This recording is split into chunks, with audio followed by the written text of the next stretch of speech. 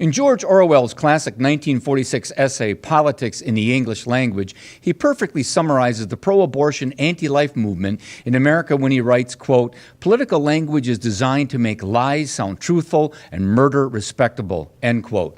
Nothing epitomizes Orwell's statement more than the pro-abortion darlings of Hollywood, the Democratic Party, and even an ice cream shop in Portland, Oregon.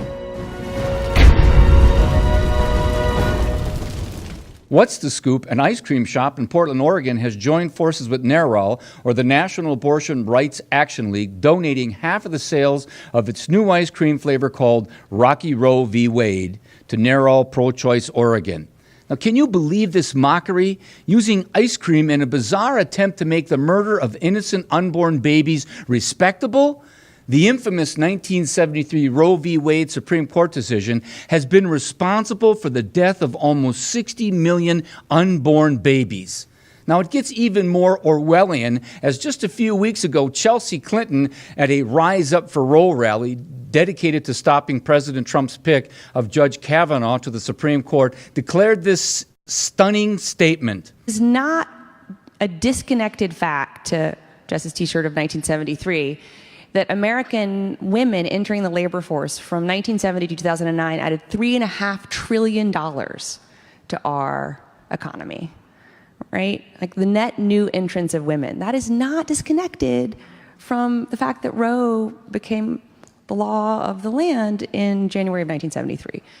Chelsea calls these so-called facts social and economic justice. In reality, she's advocating a vile fascist utilitarianism that smacks of the Nazi euthanasia program of World War II called Life Unworthy of Life. Now, in July, Oprah Winfrey, in her inspiration section of her popular O magazine, has enthusiastically endorsed Amelia Bonnow, founder of the Shout Your Abortion movement, where women unabashedly and proudly proclaim that they're not ashamed about killing their unborn child. Just this past weekend, pro-abortion actress Alyssa Milano, in a desperate attempt to stop Supreme Court nominee Brett Kavanaugh's confirmation, posted a photo of herself on social media wearing a red robe, white bonnet, a costume from the TV series Handmaid's Tale, in which fertile women are enslaved and forced to give birth to children for the infertile upper class. Milano used the hashtag #RiseUpForRoe, Stop Kavanaugh, and We Are Not Property to defend Roe v. Wade and abortion on demand. A day earlier, at a Rise Up for Roe event in Los Angeles, Milano, in a profanity-filled tirade, declared that it is, quote, effing absurd that we are still fighting for Roe v. Wade. Roe v. Wade has been the law of the land, and we're still having this effing conversation.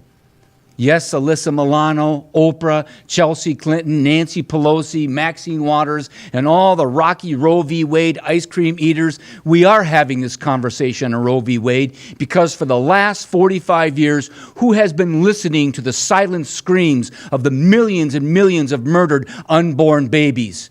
Just because it is the law of the land does not make it right and righteous. In 1857, the Democratic-controlled Supreme Court ruled in its ugly, infamous Dred Scott decision that black Americans were equal to animals and could never be equal citizens. In 1868, a Republican-controlled Congress passed the great 14th Amendment that declared in part, "Nor shall any state deprive any person of life, liberty, or property without due process, nor deny to any person within its jurisdiction the equal protection of the laws."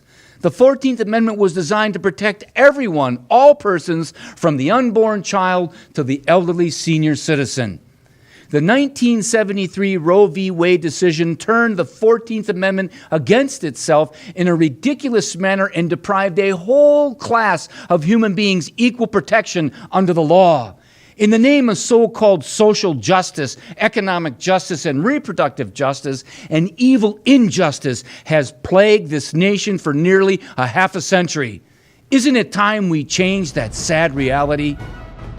I'm Dr. Jake Jacobs, and we'll see you next time on One Nation.